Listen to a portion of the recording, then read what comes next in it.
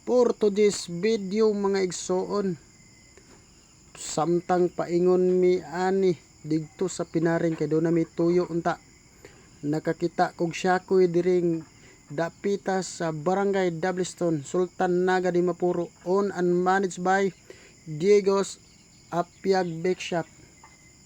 Inganiun day pagluto ang ilang syakoy ug donut mga igsoon. Palutawon ra sa mantika.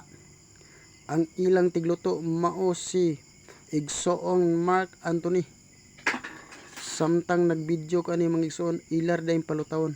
Og akong gibidyohan kay giganahan ko pag-ayo sa ilang timpla sa syakoy. Grabe lami kaayo. Okay kaayo, dili ka mahayan ang imong 5 samot na ang parisa nimo mismo. Busog na kakaayo. Kung ganahan mo, tuol lang mo diring dapita. Pangitaon ninyo, daplin na ni sa highway ang ilahang syakoy mga igsoon, ug dili lang kay syakoy na apon sila pandaghang baligya.